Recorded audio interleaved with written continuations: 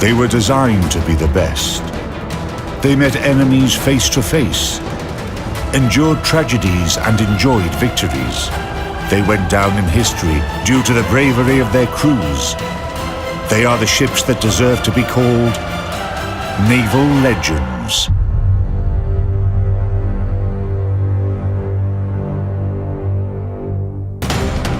In this episode, USS Yorktown, pride of the US Navy.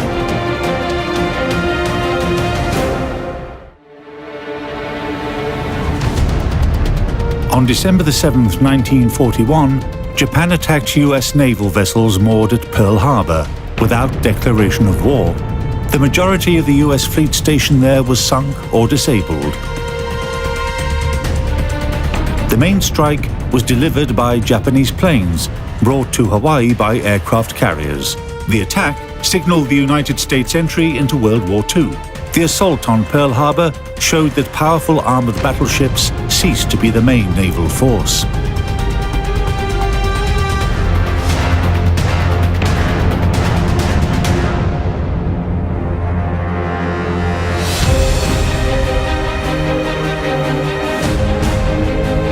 The US Navy needed a fleet of aircraft carriers to successfully operate in the Pacific Ocean. The lead ship of a new class, USS Essex, was laid down in April 1941. USS Yorktown, CV-5, that bravely fought the Japanese and was sunk during the Battle of Midway, served as prototype of the new class. The second ship, initially named Bonhomme Richard, was then renamed USS Yorktown to honor her predecessor. When designing the Essex class, American engineers took shortcomings from earlier carriers into consideration. The new Yorktown was bigger, had increased anti-aircraft armament, a powerful air group, and a host of other new features.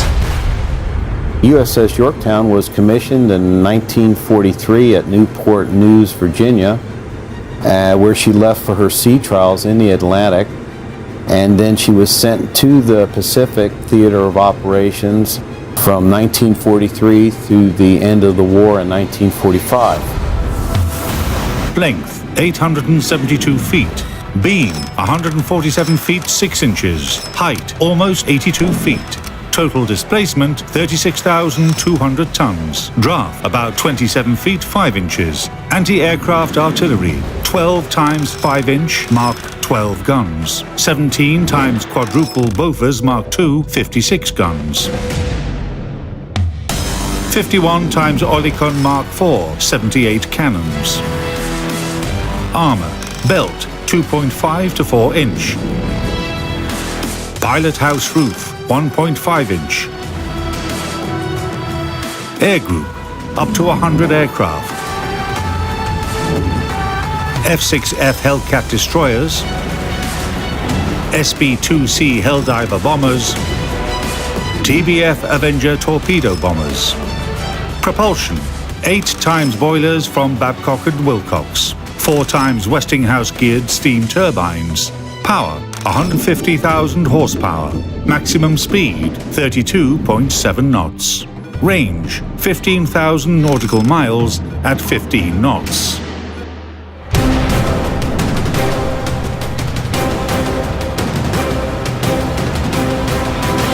Yorktown is one of the heavy strike aircraft carriers of Essex class, constructed by the U.S. during World War II. The U.S. Navy commissioned 17 ships of this class between 1942 and 1945.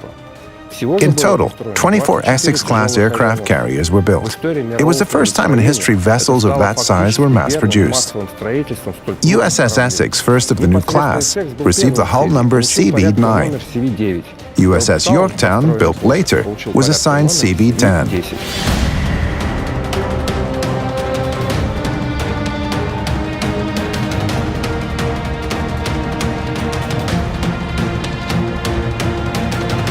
USS Yorktown was commissioned on the 15th of April, 1943.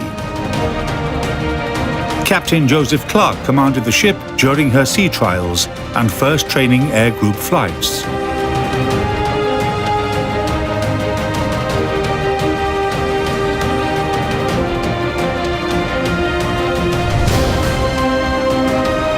Yorktown lacked thick armour and powerful main guns, but an aircraft carrier does not need either. She stays away from the line of fire and uses her air group to attack the enemy. Yorktown launched her aircraft from 2 catapults on the flight deck.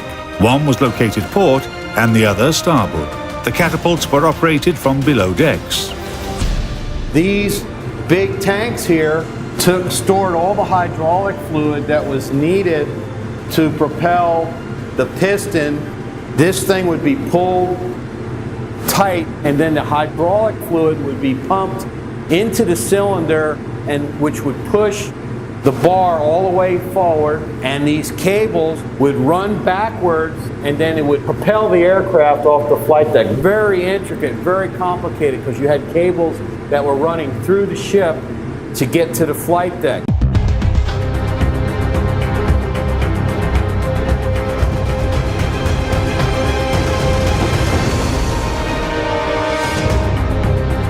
Compared to her predecessor, Yorktown was faster and could go 3,000 miles farther. Another important advantage of Yorktown was the independent work of her 4 engine boiler rooms. She was the first aircraft carrier to have this feature. Each machine had boiler and turbine rooms. In the event of loss of 3 machines, the ship could still function properly with 1 remaining engine boiler room. This is the boiler right here. They used something called bunker oil. It was very, very thick, like pudding. They'd have to heat it before it went in to the boiler. They could burn it then. And then that would heat up the steam, the water into steam, which will go into the next room for to run the turbines.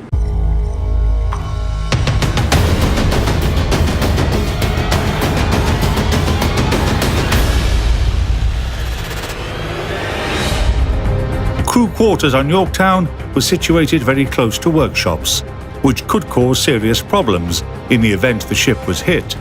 Special attention was paid to the safety of the ship and her crew. All of Yorktown's ordnance was stored on the lower decks of the carrier. In case of a fire, these compartments could be easily flooded to prevent explosions.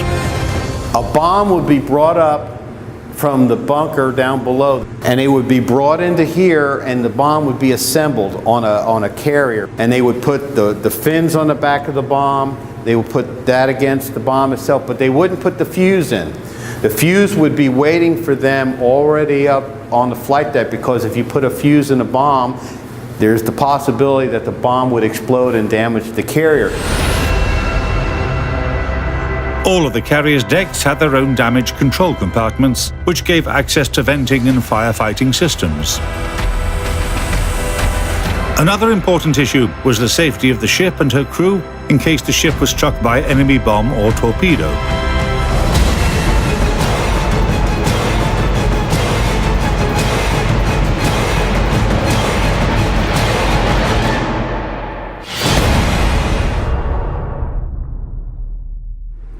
Right here in 1944, a bomb actually went through here and then went down the side of the ship and exploded on the hull. A system of special escape shafts were designed to save the lives of the crew. If the ship was hit below the waterline, sailors could abandon the damaged or flooding compartment and climb up to the next level. Once all the crew members were safe, the hatches to the compartment were sealed shut.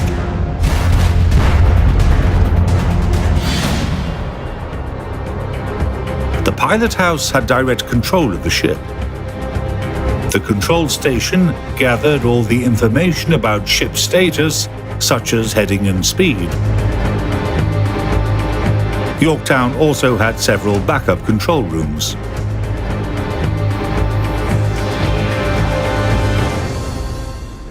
It tells everything. It reads the same way as it does up in the bridge. The revolutions, the direction, the shaft speed, it's all here. And the shaft can be controlled from here.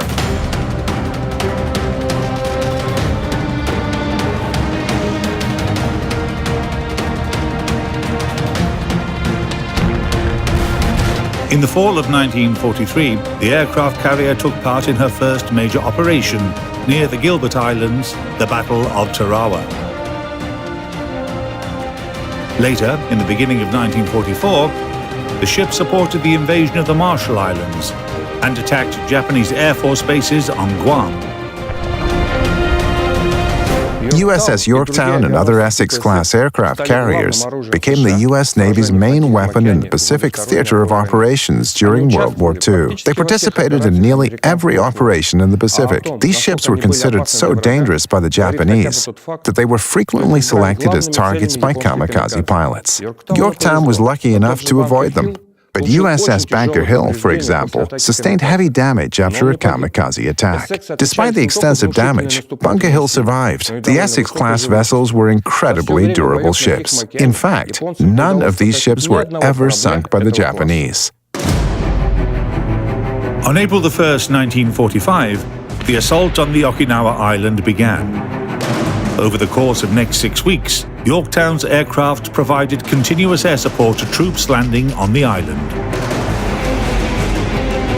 Every 3 days, the ship would leave the battlefield to refuel and resupply. This routine was broken only once, when Yorktown received the order to repel the attack of the famous Japanese battleship Yamato, the flagship of the combined Imperial Japanese Navy. By 1945, the Japanese Navy was on the brink of destruction. The High Command was forced to resort to extreme measures. Yamato was tasked with repelling the attacks of the US aviation and defend the Ryukyu Island against invasion. It was effectively a suicide mission, as the ships did not have enough fuel to come back from Okinawa. On April 7th, Yorktown, together with the other carriers of Task Force 58, advanced to intercept the Japanese ships led by the steel monster, Yamato.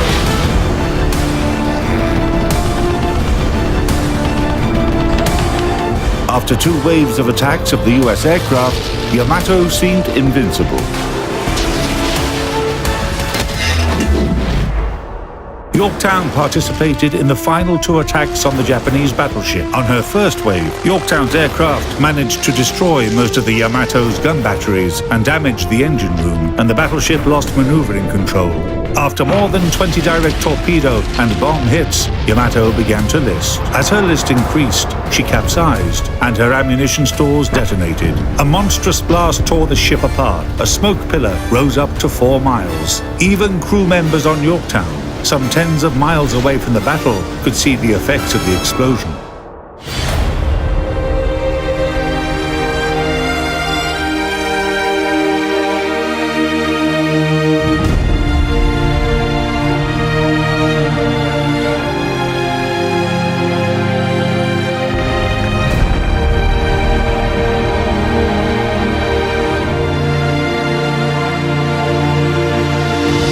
The destruction of Yamato established the defeat of the Japanese Navy. Japan did not have large battleships anymore. The land of the rising sun was powerless to stop the US Navy in the Pacific. After sinking Yamato, Yorktown's air group participated in bombing of the Kure naval base and military targets near Tokyo. Yorktown received 11 battle stars for her service in the Pacific. She was decommissioned in the beginning of the 1947 and mothballed for 5 years. The ship then underwent several modernizations and was recommissioned in 1953.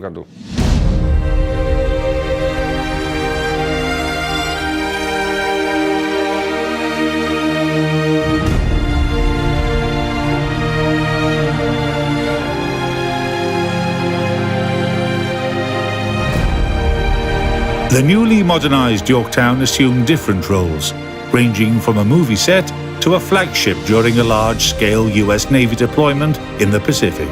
In 1965, she participated in combat operations again, this time in South China Sea during the Vietnam War.